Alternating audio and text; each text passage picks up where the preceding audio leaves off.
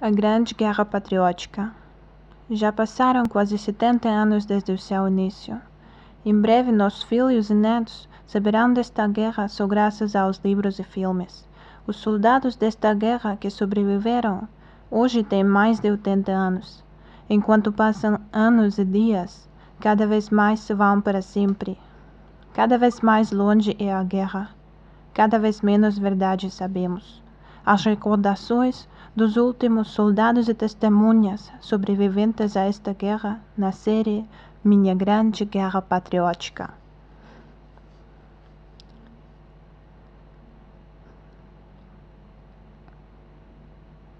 Igor Iosifovich Nikolaev nasceu em 1924, tenente da unidade de morteiros. Nasci 30 de novembro de 1924 em Moscou. Sou moscovita, moramos no beco Malilovchinsky, rua Kropotkinska. Agora lhe devolveram o nome antigo de Prechistenka. Existe beco Malilovchinsky também Bolshoi, nasci no primeiro. Nos anos de 1923 e 1924, basicamente condenaram à morte a quem nasceu nestes 2 anos. Quase nenhum moço pode sobreviver.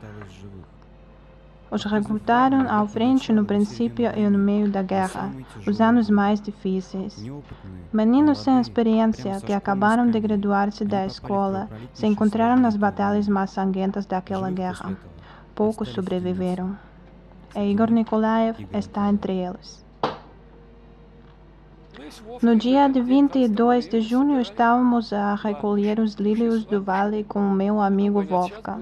Íamos com as flores, nos disseram que Molotov ia ler seu discurso. Lhe aplaudimos, viva a guerra! Ainda éramos bobos.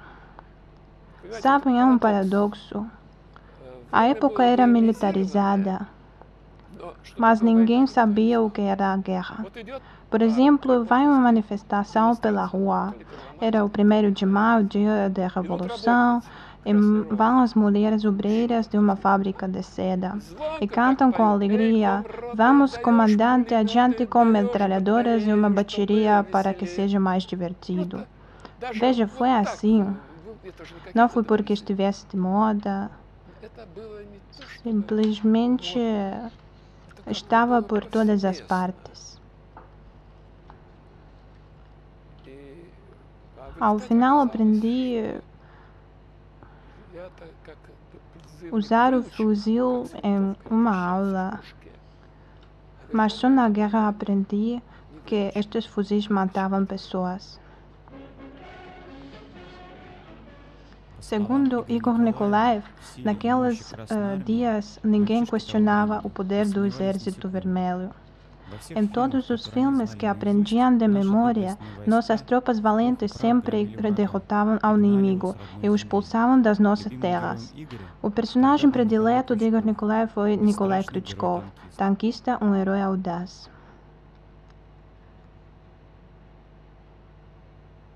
Porém, a realidade não foi como no filme.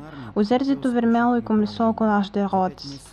Nos primeiros 5 meses de guerra, sofreu as perdas de 3,2 milhões de soldados mortos e feridos, 4 milhões cativados. Os alemães conseguiram capturar um território enorme, com fábricas, minas e população civil. Em novembro já aproximaram a Moscou. Igor decidiu ir à frente como tanquista, como seu personagem predileto. Mas na sessão de recrutamento decidiram lhe enviar a uma academia de infantaria. Se graduou no ano 43 como tenente da unidade de morteiros. Imediatamente lhe enviaram ao regimento de reserva, onde preparavam para ir à frente. No mesmo lugar se estavam os que já tinham guerreado e os recém-chegados. Os que tinham experiência ensinavam coisas. Os chamávamos velhos, mas eram uns 2 anos maior que eu. Já tinham combatido em Stalingrado. Já saíram do hospital e entendiam a guerra. E nos ensinavam como evitar a raiva dos comandantes e oficiais, como se comportar durante o combate, como formar as alas de escopetaria, onde guardar o fuzil, etc. Como tratar as ordens dos chefes. Como cavar as trincheiras, nos ensinaram a parte prática. E o mais importante, Vejam, já são profissionais da unidade de morteiros, mas eles vão tentar enviar para a infantaria, porque aí as perdas são mais grandes. Mas como enviavam aí a todos, perderam muitos profissionais. Derrubaram o avião de um piloto, um tanquista saiu do cerco, já os enviavam à infantaria, mas são profissionais instruídos. Stalin firmou uma ordem que proibia os enviar à infantaria se eles não estavam de acordo. Não podiam fazer isso de forma obrigatória. E os velhos nos aconselhavam não aceitarmos ir à infantaria. Sobrevivi graças a este conselho, porque o primeiro chefe de recursos humanos que conheci, uma de divisão, me disse: escreva a solicitação para ser trasladado à escopetaria. Mas sou servidor de morteiro. Me diz que a pátria precisa de escopeteiros. Eu, petrificado ao pensar que vou contradizer alguém maior que eu, de um cargo mais alto que eu, lhe disse: o senhor não é a pátria, é uma ordem de Stalin. Ao final foi tudo bem e não me castigaram, me trasladaram a uma tropa de reserva. Igor Nikolaev diz que o mais importante nos primeiros dias no frente foi sobreviver. Muitos, perdidos e assustados, não sabiam o que fazer e morriam de uma forma tonta. Os que eram mais espertos e conseguiam enganar ao destino receberam já uma mínima oportunidade de sobreviver. O tenente Nikolaev, que tinha 18 anos, escolheu aprender a vida da trincheira dos seus soldados. Muitos deles eram da idade do seu pai. Já tiveram muitos chefes jovens como ele. Quando cheguei ao frente, os primeiros dias, como se pode distinguir aos alemães? Me diziam que se está brilhando um casco na cabeça é um alemão, porque todos os alemães tinham casco e os soviéticos quase ninguém. A infantaria não estava de cascos. E começaram a me ensinar que devia escutar os tiros. O som da metralhadora alemã era diferente da nossa. A sua tinha um tiro rápido, tirava todo como uma corrente, enquanto a nossa metralhadora Maxim tirava mais solene. Dos fuzis de assalto alemães, as balas se vertiam como ervilhas secas dando contra madeira, e os nossos fuzis produziam um som de ranger. Logo pude aprender isso, porque antes você se vê alguém está movendo, e Deus sabe quem é. No frente todos estavam sujos e não se podia ver se tinham capinhas grises ou verdes. Podia distinguir pelo casco sim, mas os alemães eram astutos e costumavam cobrir os seus cascos, e não se podia ver se brilhavam ou não. Parece que alguém comunicou o nosso segredo para eles. Aprendi também, por exemplo, estamos no bombardeio, mas ninguém vai para as trincheiras. Todos estão tumbados simplesmente. Vão proceder. Como assim? Diga o que será. Os alemães tiram com morteiros, com artilharia. Me disse: estás a ouvir que não tem metralhadoras. Os metralhadores e escopeteiros já se vão à cobertura. Eles sentiram isso, sim. Quando pela primeira vez me encontrei numa trincheira alemã, e pesquisei o que os alemães viram desde a sua posição, vi um bosque de pinheiros espesso. Como assim? Eles não podiam ver nada. E os soldados disseram: não tinham que ver nada, nos intuem. E vocês? E a gente também intui. O que o jovem tenente viu no frente não tinha nada com o que demonstravam nos filmes ou representavam nos cartazes. Na escopetaria, onde conforme a ordem devia haver 120 pessoas, apenas havia 25 pessoas, e se havia 40, foi toda uma companhia militar. No frente faltava muitíssima gente. Em 3 meses de combate na companhia do tenente Nikolaev, o pessoal mudou 3 vezes completamente. Foi inclusive, por exemplo, na nossa companhia de morteiros, morreu muita gente em 3 meses que estive aí. Foi o lugar mais perigoso da escopetaria, porque todo mundo pode se deitar na terra, você também, mas o teu morteiro não está aqui. Se vê muito bem, é aí onde tira o inimigo. Pois precisávamos de gente. Eu ia pela infantaria para recrutar. Eu vejo a um. É jovem e forte. Beleza. Quer ser servidor de morteiro? O que preciso fazer? Pois levar um morteiro 19 quilos, mas atrás de ti vai ter 50 a 80 metros. E vai comigo. Não conto isso para dizer que mentisse, mas você entendeu que na infantaria nem perceberam que ela se foi, que aqui alguém desapareceu aí também. Eram baionetes, não eram pessoas. Eram baionetes, não eram pessoas. Esta forma de tratar foi, segundo Igor Nikolaev, a razão principal do preço tão alto que pagamos pela vitória. Firmes fortificações alemãs muitas vezes tiveram que as assaltar sem preparações, com ataques sem parar, até cumprir a ordem dos chefes. Ao lugar dos mortos chegava a gente nova sem experiência. Na reserva ninguém se preocupava de os ensinar. Igor Nikolaev teve que se encarregar disso ele mesmo, já na frente, para que pudessem servir de algo. Ia olhando as alas e já podia distinguir aos recém-chegados. Começava a falar com eles e descobria que um terço deles nem sequer tinha visto um fuzil na sua vida, muito menos sabia como a usar. Então organizamos um treino e lhes ensinamos a atirar. Às vezes, mesmo que já tinham combatido, mas digo a ele, vê que o fuzil tem alça, pode fazer para diferentes distâncias. Sério? Pensava que só tinha bússola como o mais importante. Mas também havia a placa de alça, que o cruzava assim. E dependendo da distância, pode se levantar. E assim pode ver de maneira diferente. Mas isso já são detalhes. Um de 100 soldados sabia o que era isso. O que me assustava mais era a passividade das pessoas. Tá bom, você fica na reserva, mas pode pedir ao comandante te ensinar. Você percebe que te vão enviar à frente e aí te darão um fuzil. E como vai fazer? O primeiro alemão que te vejo te matará aí mesmo. Pense na tua vida. Esta passividade, uma humilde passividade que tem o povo russo. Lhes dizem que quando vai a uma aula de escopetaria não se pode estar em grupo, é preciso estarem separados, mas continuam juntos, têm medo de ir à vista dos alemães. E os alemães têm medo de tirar, por isso nem todos acertam, mas sim acertam, mesmo que vi, caso não acertar a bala, pode passar a 3 metros de você e vai ouvir. Dizíamos que a bala que te mataria não a ias ouvir. E na verdade, quando fui ferido, não ouvi o som da bala. Não foi uma ferida muito grave. E elas se mantêm juntos, devem se dispersar, avançar assaltos. Não faziam muitas destas coisas por mera negligência. Não faziam o que foi necessário. Eu me cavei uma trincheirinha e um subordinado que tinha não. Por quê? Tanto faz. E o que?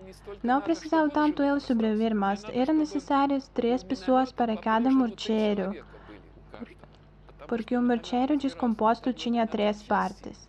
E se falta uma pessoa que leva a sua parte, já não é um morteiro, entendeu?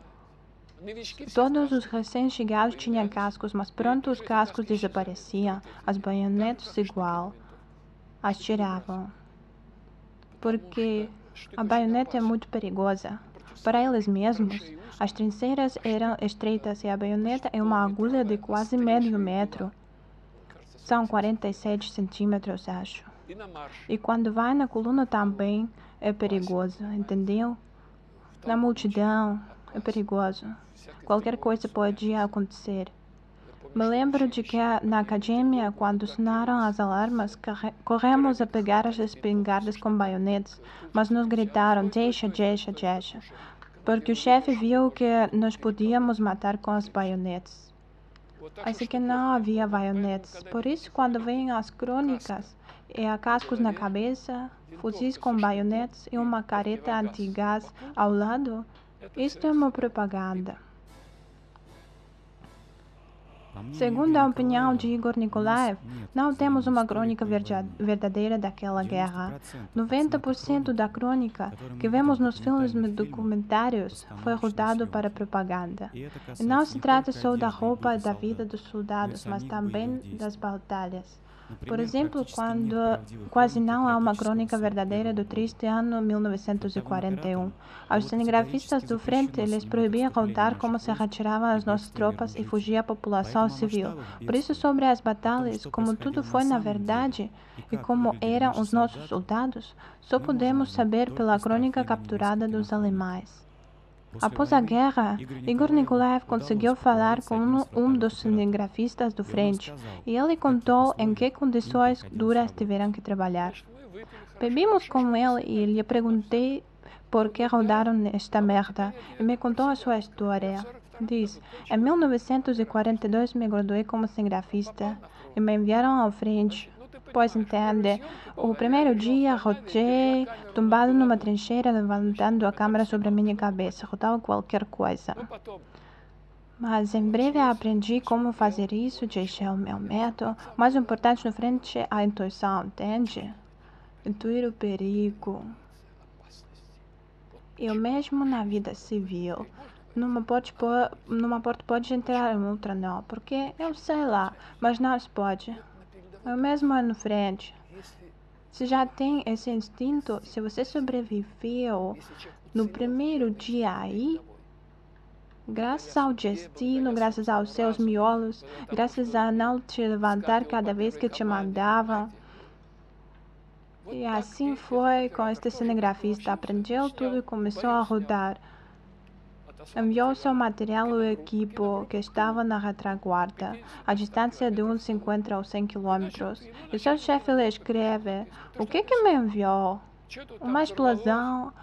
Alguém passou correndo? Algo mais? Olha que enviaram desde outra unidade, vão com a bandeira ondeando, ao ataque com as espingardas, como devem fazer os soldados do Exército Vermelho. Assim lhe disseram, entende? Os cinegrafistas não têm a culpa, eram pessoas valentes. Por isso, quando o cinegrafista se encontrou no lugar de um metralhador, conseguiu derrubar um avião alemão. É que antes da guerra todo mundo se representava com dentes brancos, as tecedoras, inclusive os mineiros, com a cara negra e os dentes brancos. E sempre havia que ir adiante, sempre tínhamos razão, muito entusiástico. Mesmo nos exigiam os chefes militares. O que podiam fazer os cinegrafistas? Teriam perdido o trabalho em outro caso. E rodavam assim. A recordação mais dura para Igor Nikolaev são as batalhas de Kiev de outono de 1943. Em 3 meses quase não ficou ninguém da sua unidade. Tudo começou quando a sua companhia foi enviada ao ataque ao rio Dnieper de dia, e não de noite como as outras. E quando compreenderam, lhes mandaram cruzarem o rio em plena luz do dia, quando os alemães os viam perfeitamente. Quando compreendimos que íamos cruzar o rio, nos gelamos de temor. Afogar-se na água era pior do que simplesmente morrer. Tínhamos caras de como se fizéssemos cadáveres já. Então eu li um discurso e compreendi que, bom, não me lembro do que dizia, eram palavras prosaicas, mas aconteceu que não falava para eles, mas para mim mesmo. Me ordenei não ter medo, lembrando-me da minha vida anterior. Ou seja, não disse nada sobre isso, mas de uma forma misteriosa. Minha vida anterior de um moço moscovita que viu como detiveram seu pai. Nos dias seguintes, todo o chão estava branco de livros, cadernos e álbuns rotos. Levaram ao meu pai, a minha mãe estava chorando na esquina, ou como eu estudava para ser pintor. De algum modo, tudo estava nestas palavras simples, que pronunciam os comandantes aos seus soldados antes de uma batalha dura.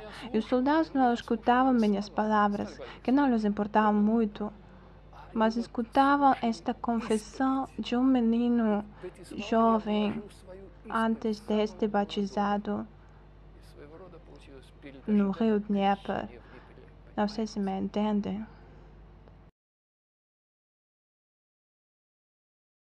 Acordamos muito tarde pela manhã. Me lembro bem do som de avião alemão. O som dos aviões alemães era entrecortado, comparado com o som contínuo dos nossos. E os alemães? Não sei porquê, mas sempre foi assim. Inclusive há uma piada. Vai o avião alemão e soa como... Levo. E os canhões antiaéreos lhe respondem: a quem? A quem? A quem? A ti. Eu tiro para a terra. E bom, tudo estava bem, o avião ia muito alto, tanto faz. Havia sol, o vento jogava com as folhas e as sombras. Nos trouxeram o almoço, fumamos, um pouquinho de fumaça estava a voar, e de repente a terça companhia a preparar-se para cruzar o rio. E um pouco antes, no rio se ouve desde longe, ressoava o combate desde o outro lado do rio, e os alemães atacavam, e havia uma batalha. Eu venci muito bem os disparos repetidos e fortes dos nossos canhões, e muitas vezes escutávamos os tiros dos fuzis, e a todo tempo o tiroteio das espingardas alemãs. Isso significava que nós estávamos se defendendo dos alemães atacando, era óbvio. Então decidimos que chegou a hora para os alemães nadar um pouco. E os chefes deram a ordem para nos prepararmos a atacar. Aí, meu Deus, os oficiais escolheram logo algumas pessoas. Vamos, a correr! Todos estavam gritando. Levem os fuzis, levem os patrões, levem as minas, embarquem rápido. Eles tiveram muita sorte naquele dia. Os alemães não acertaram neles nenhuma vez. Será que foi a oração da Nossa Senhora que ajudou? Um dos velhos soldados começou a orar durante o tiroteio. Nossa Senhora, Rainha do Céu, abençoe-nos e salve-nos. Infelizmente, a oração não ajudou a todos naqueles dias. Mais de 300 mil soldados soviéticos morreram em combates e ataques. Quando chegaram à margem e eles desembarcaram, viram que o chefe da unidade não estava. Ele teve medo e deixou os soldados dele, ficou na margem oposta.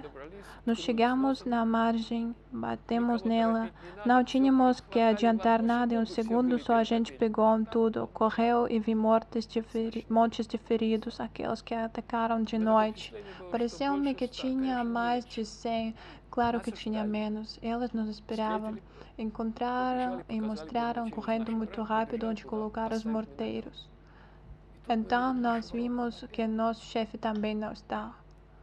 Também tive medo, assim que, como o chefe da unidade de carros blindados não atravessaram o rio Dnieper. E eles não tiveram nenhum castigo, entenderam? Então, 3 meninos. Estamos ao lado da margem, tem muitas trincheiras. Os soldados estão por toda a parte e nosso tenente saltou da trincheira ferido, me dando um presente. Deu-me a trincheira com as armas dentro dela e um Browning belga. Primeira pistola na minha vida, foi este o presente. E o tenente ferido foi até a jangada. Naquele momento, nós estávamos tão ansiosos por causa desse rio Dnieper que fazíamos tudo muito bem. Juntos, colocamos os morteiros de maneira correta, perguntamos onde estavam os alemães. Responderam ali, longe, a uns 700 metros de nós, em arbustos. Estão lá os alemães. À noite nós estávamos lá. Este guerreiro explicou que os alemães malandros fizeram-nos recuar. Estávamos prontos. Quando os alemães começaram a atacar, eram muitos. Começaram a gritar em alemão, o grito guerreiro da infantaria alemã.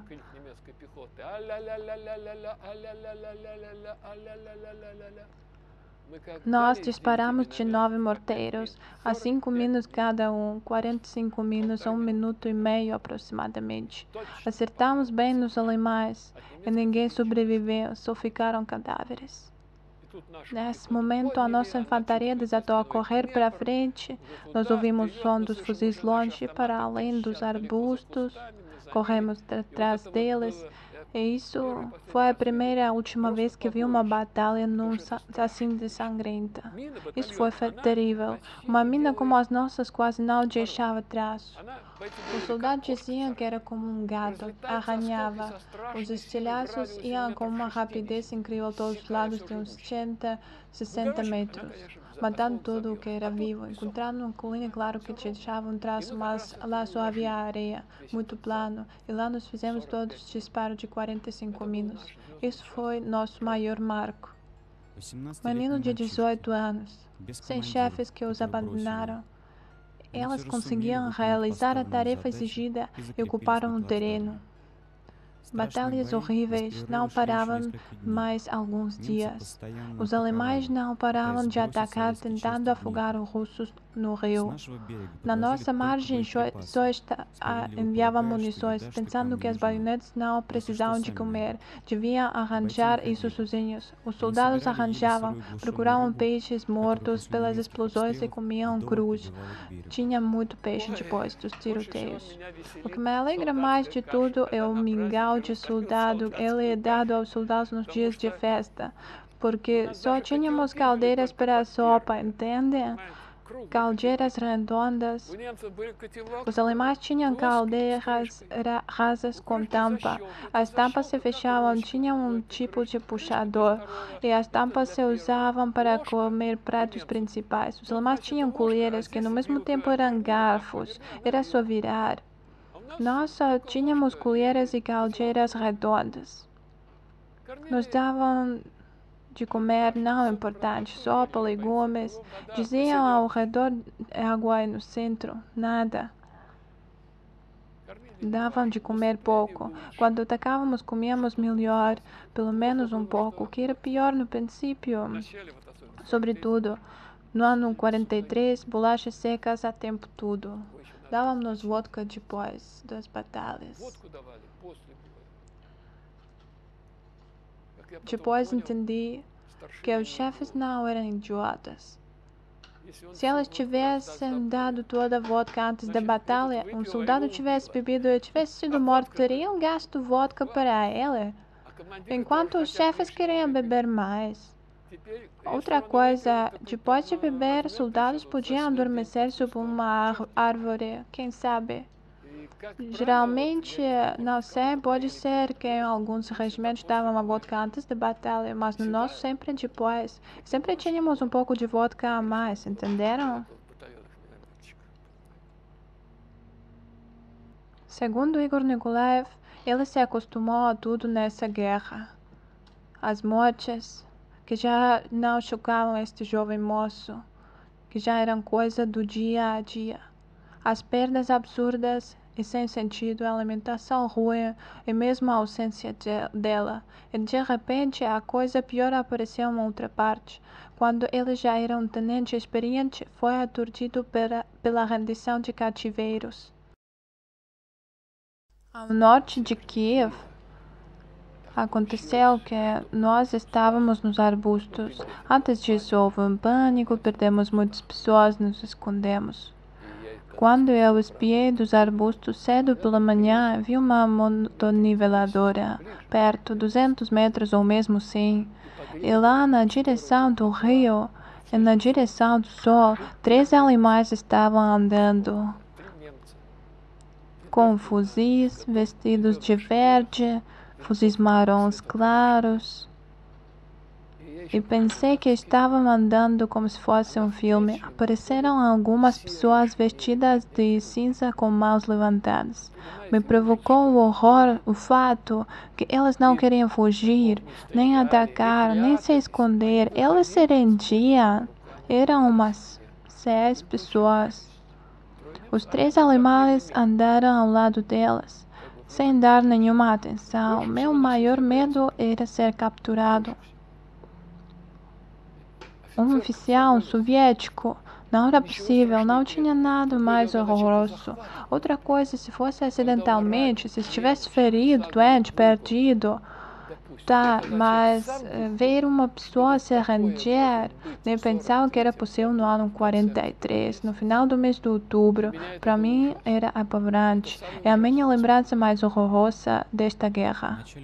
No princípio da guerra, uns 4 milhões de nossos soldados foram capturados pelos alemães. Nossos soldados feridos ou desmaiados. Muitos se rendiam, muitas vezes com armas nas mãos, sem resistência. Assim de forte foi o susto provocado por ataques dos alemães. Os soldados já estavam certos que iam perder. Segundo Igor Nikolaev, mesmo no ano 43, depois do ponto de viragem na guerra, antes de cada grande ataque, os generais soviéticos tinham um problema enorme, como não deixar ninguém trair a pátria, estragando a batalha. Os alemães conheciam este ponto fraco. Eles lançavam folhetos, assim chamados baionetes prateira. Esses folhetos eram as entradas para o cativeiro. Podíamos pegar no folheto, chegar aos alemães e você não iria ser capturado, você ia chegar ao cativeiro. Por isso, já no cativeiro, você podia comer melhor, ver melhor. Pelo menos eles prometiam isso. Às vezes, mais tarde, eu comecei a entender tais pessoas. Elas chegavam sem saber o que fazer. Chegavam das aldeias. Se chegavam da Ásia, entendiam muito menos ainda. Ninguém falava com eles. Eles se sentiam condenados, mas queriam viver. Também, nesse sentido, o exército era numeroso demais. Me entendem? Porque a infantaria da marinha era tão forte, porque na marinha serviam as pessoas mais inteligentes, educadas. Na marinha serviam técnicos, também podem servir na infantaria. A infantaria é simples, um terço dela nem viram um fuzil antes. Como é que podiam guerrear? De maneira nenhuma. Eu tentei muitas vezes explicar aos que tinham medo, que não sabiam se esconder, que iam ser mortos. Respondiam que não importava muito. Que eu exagerava. Como é que eu exagerava? Depois de atravessar o rio Dnieper, a divisão de Igor Nikolaev participou da operação de retomar a cidade de Kiev. Foi uma série de batalhas. Ora nós expulsamos os alemães, ora eles nos expulsavam. A divisão perdia muitos soldados, que foi retomada por nós, mas os alemães tentavam apoderar-se dela de novo. O tenente servidor de Monteiro Nikolaev foi tão exausto pelas batalhas que nem reparou a chegada do seu aniversário. Cumpria 19 anos. Festejou o aniversário com só um pensamento: que me matem o mais rápido possível. Não tinha mais força para continuar. O que sentia dentro de mim? Como posso explicar? Esse sentimento penoso. Esse pressentimento do mal que podia acontecer comigo. O medo. Mas não era um medo tipo pânico, medo de morrer. Mas é algo mais parecido com a angústia perante a morte, assim diria. Então, sabem, eu já não tinha forças. O tempo todo me cavava trincheiras e nunca sabia se cavava uma trincheira ou uma sepultura. Logo que nos instalávamos, o chefe gritava: vamos, e íamos para outro lugar, mas para que já estávamos 6 pessoas do batalhão dos 250. O chefe bebia muito e cantava. Vamos lembrar esse tono rigoroso, o barulho dos tanques, o reduzir das baionetas e queria que cantássemos com ele. O que é muito curioso.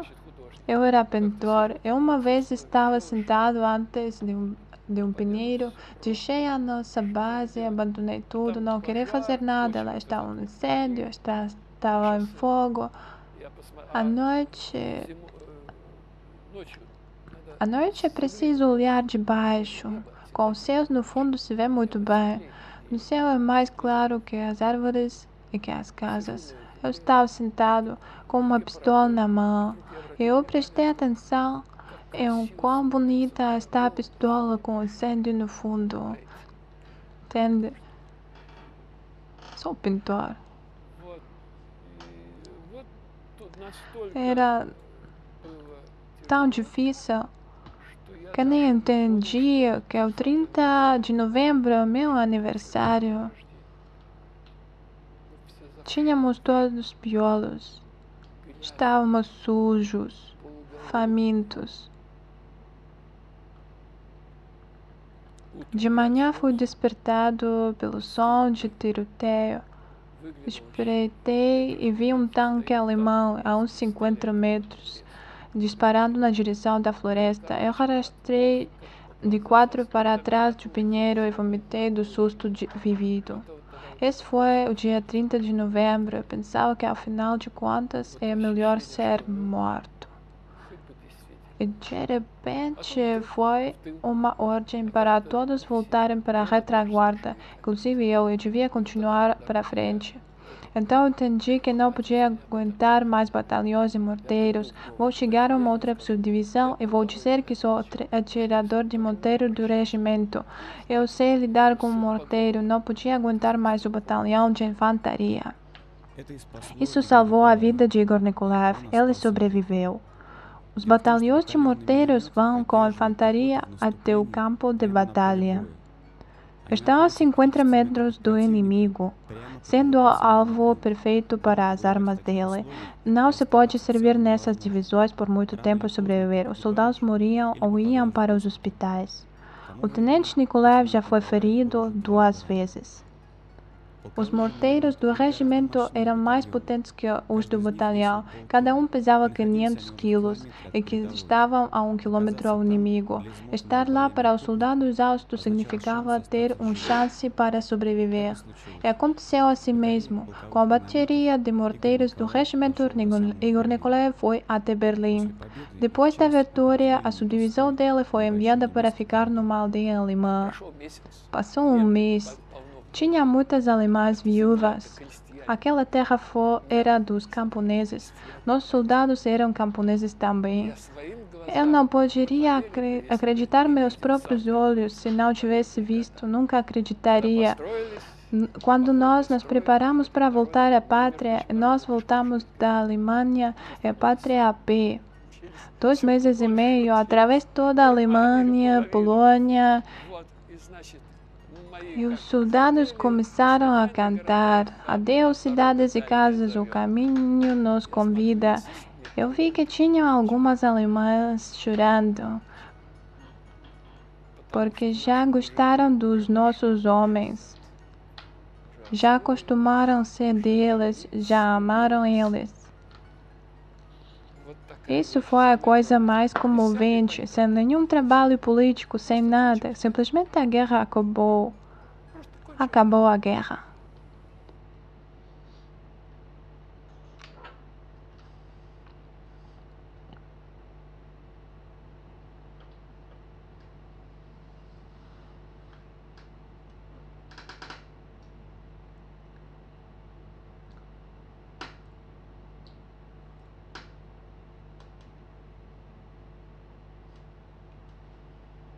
Igor Iosifovich Nikolaev nasceu em 1924, tenente da unidade de morteiros.